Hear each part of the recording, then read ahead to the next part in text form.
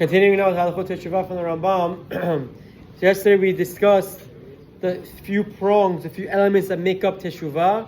According to the Rambam, we've explained that someone has to you have to stop actually sinning. Teshuvah doesn't work if you're continuing to sin. And the Rambam gives an excellent analogy that why it doesn't work, why Teshuvah works only if you stop sinning. He explains, anyone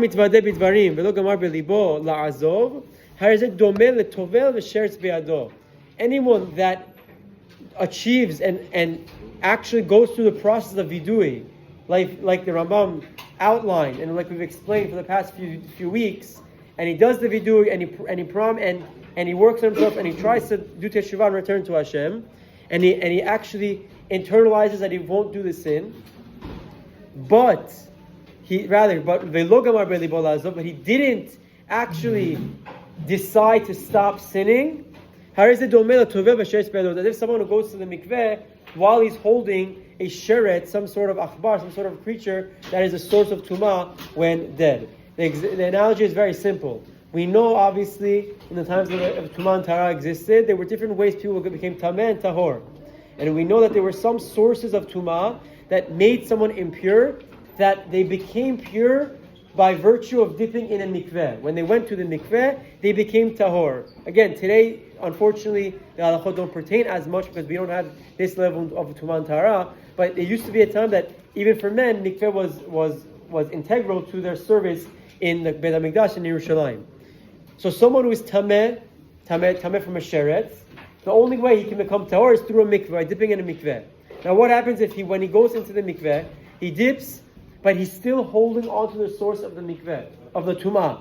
He's still holding on to this sheretz, this creepy crawling creature that caused him to become tameh in the first place. If he dips in the mikveh while holding on to the sheretz, what happens? Nothing, says the Rambam. It's useless. It's meaningless. Before you go to the mikveh and want to improve and amend your ways, you have to get rid of the sheretz. You have to throw away.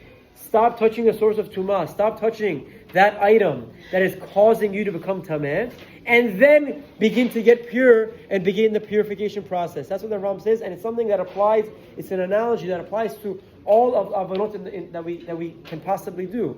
Any sin, any averah that unfortunately, that someone might stumble upon, if we understand it might not be wrong, we understand that we have the regret, we have the charata, but so long that we don't get rid of the sheretz, throw away that source of tumah, throw away that avon, the teshuvah and the vidui won't work. And that's what the Rambam is saying here, and he explains, She'ena tevilah mo'elet ad she'yashlicha sheretz. The tevilah only works when you get rid of the sheretz, the source of the impurity. V'chen omer modeh ve'ozev yerucham, as we say in Tzelichot, and it's from Mishle, modeh ve'ozev yerucham. Someone who confesses and then gets rid, ve'ozev, leaves the sin, yerucham, he'll have mercy, he'll have pity. And Rab says something very important, that this is all important when getting rid of the sin, just to re-highlight and reiterate that it's important to clearly outline and explain what you are confessing, what you are doing your vidui for. Shenemar ana chata ha'amazeh chata gedla ve'asu lahem Elohei zahav.